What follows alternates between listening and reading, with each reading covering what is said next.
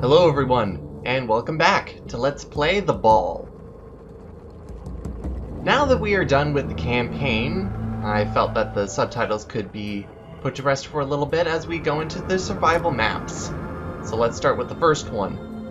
Atica. You're trapped between a giant worm and a hard place. The cold nature of this metallic death trap spares no solace. Stay on your toes, or else you're worm food.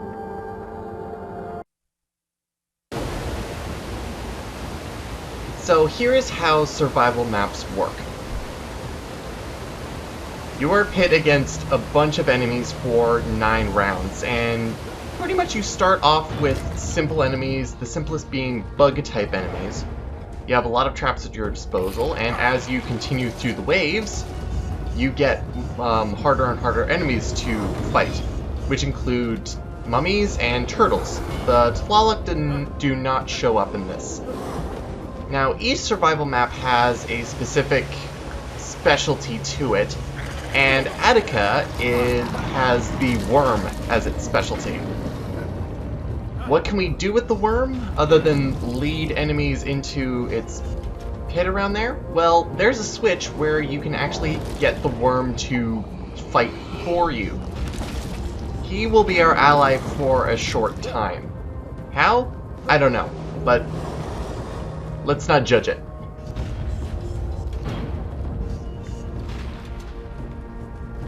And now we are on our own again. It's only for a short time, so unfortunately we're not able to use it for all the time. In order to get to the next wave, we have to destroy every enemy of that wave, so now we're good to go with round 2. There's a couple of things also to show off in survival mode as well, as we see that the mummies are now showing up.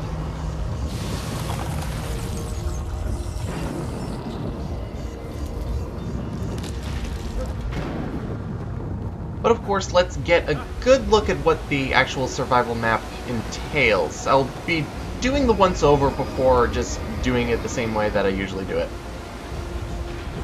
And here come the guys just trying to follow me. And as you can see, as we take down a bunch of enemies at the same time, roughly, we start getting combo bonuses. Now, the only good thing that combos do for us is they help us regain health. There's not a lot of ways to... it's the only way, actually, to regain health. Because as your combo increases, the more enemies you kill, the more health you gain back. So if you have like a combo times 1, every enemy you kill will give you an additional point of health back. Does this mean you can go past the maximum cap of 100 health? Absolutely. The maximum is actually at 400, but once you pass the 100 health threshold, you will actually start losing health in the same way as if you were poisoned in another game, until you got back down to that 100 that is acceptable by the rest of the game.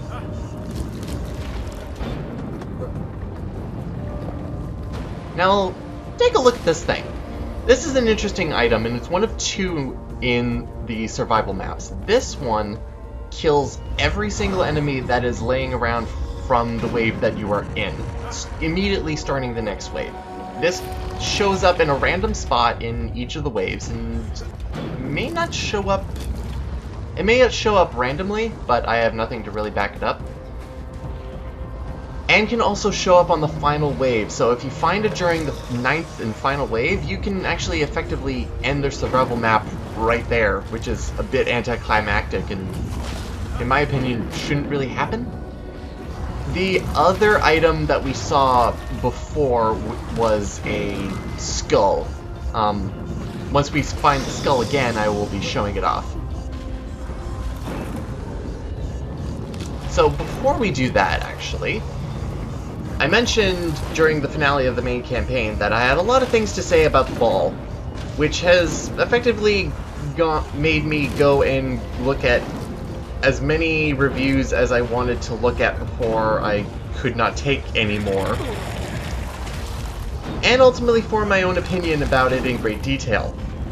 Throughout the traditional survival maps, I will be looking at various various elements that the game looks at, whether it be gameplay, story, or graphics. So for this first survival map, as we're going through and doing the motions, let's look at gameplay, specifically puzzles, because gameplay is actually split between puzzles and combat. I will cover combat later. But before I start on that, I might as well... I'm going to quote one review that I was reading from a UK magazine, Gamer Trademark, who had to say this about the ball.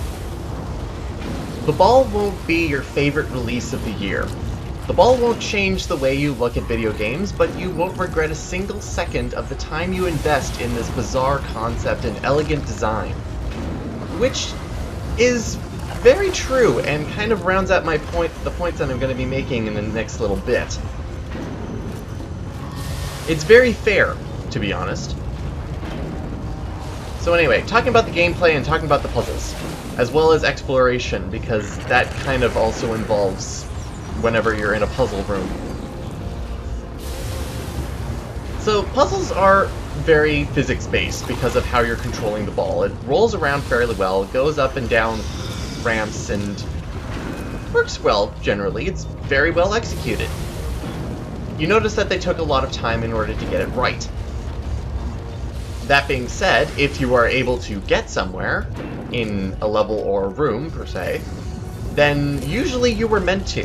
Whether it be a high ledge that you need something in order to get on top of, like, say, you need to hop onto the ball in order to get up to a higher ledge, most likely you were meant to actually do that.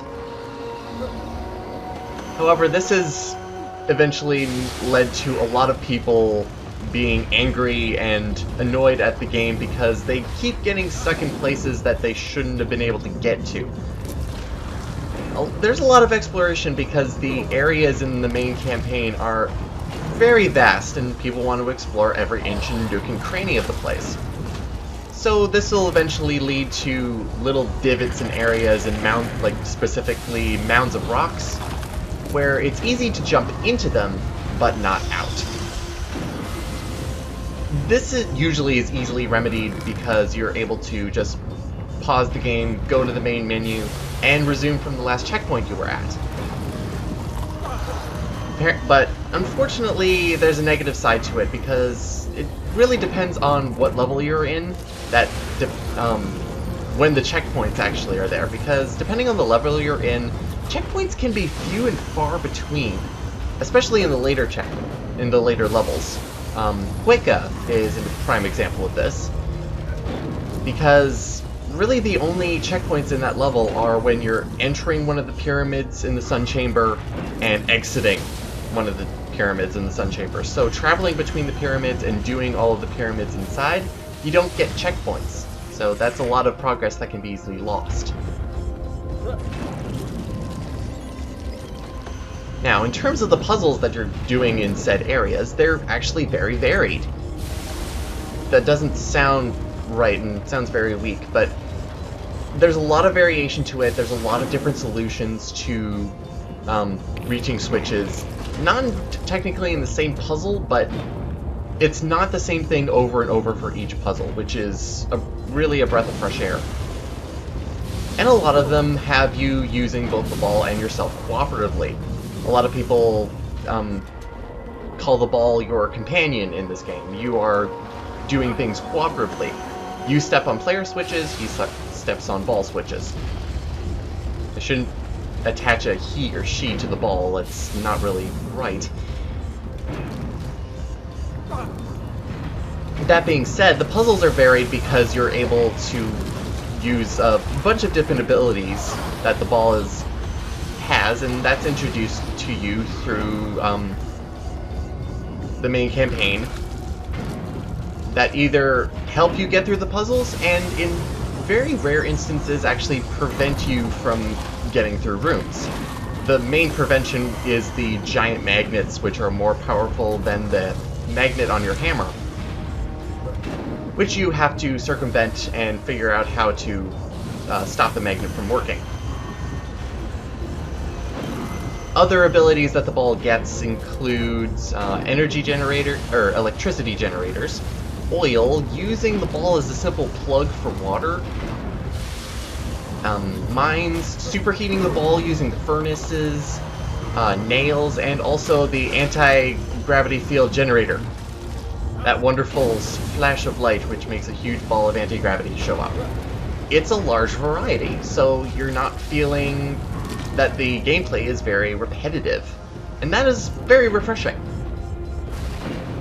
The unfortunate thing is that they're sparingly used, and I'll point that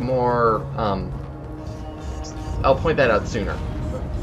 When the worm is also on your side, he doesn't attack you, so that's a good thing, but don't get in his way, because then you're gonna be screwed. Now, a lot of people compare this game to the ball, which requires a lot of lateral thinking in order to get through its test chambers, but really, if you're using logic with the puzzles, there's not a lot of lateral thinking you have to do. All you need is just various amounts of skill and subtlety using the combinations that are given to you for the specific puzzle.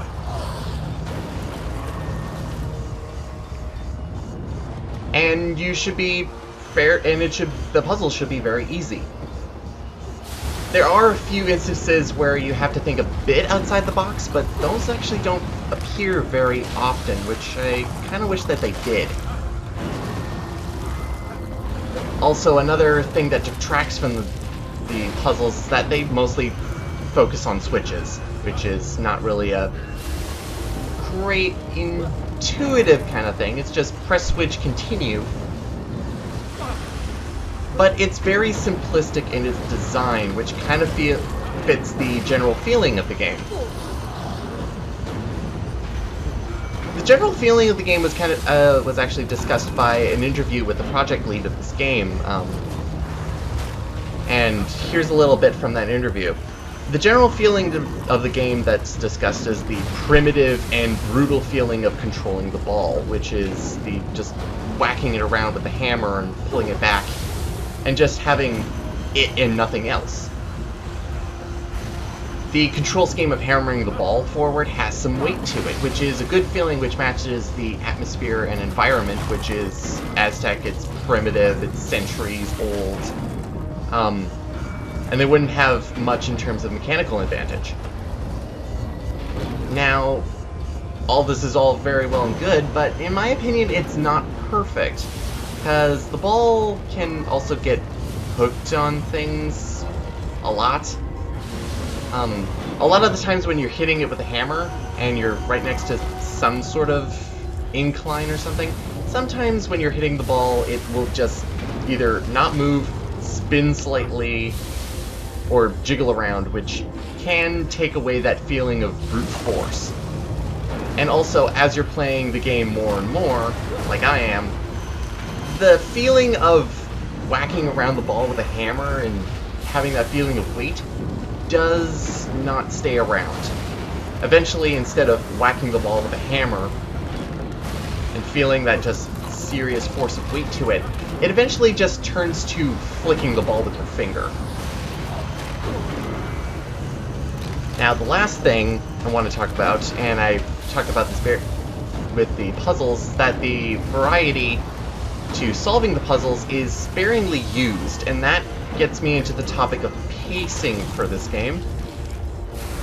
The main campaign can take around 8 hours to complete, roughly 1 hour a level, but some levels are longer than others, so it's about an average.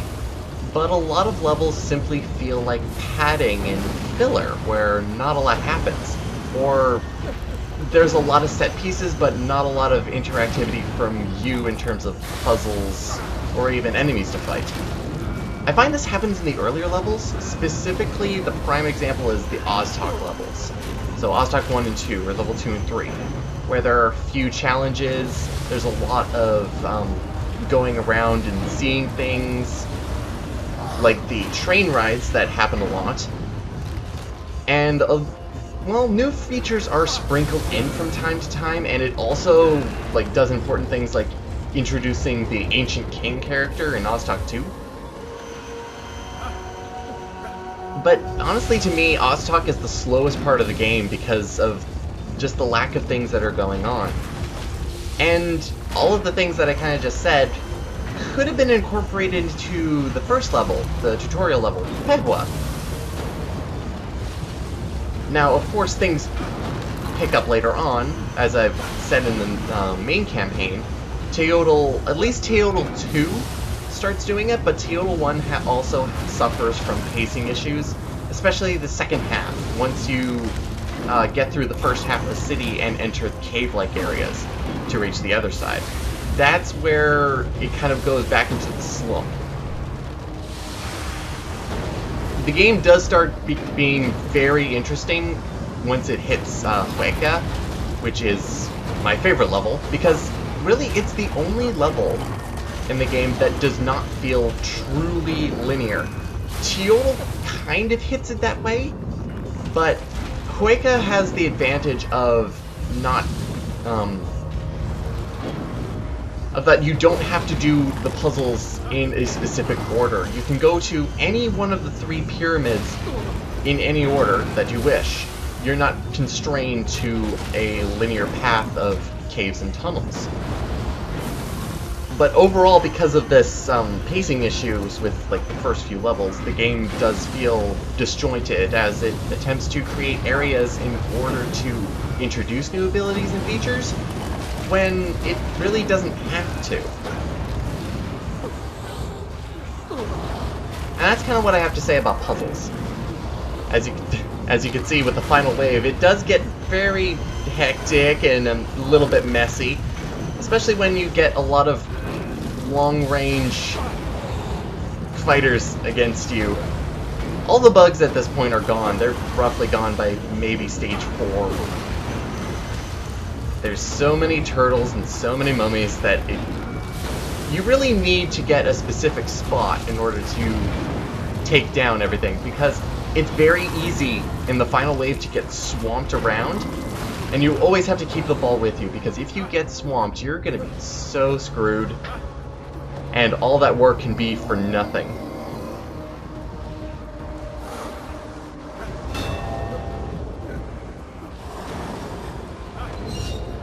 Also, one last thing of note is, if you were wondering what Atica means in English from Nahuatl language, apparently from what I could find, it means by means of chocolate with drink, or with chocolate. I don't think that's right at all, but I'm just gonna go with that because I can't find any other translations for it.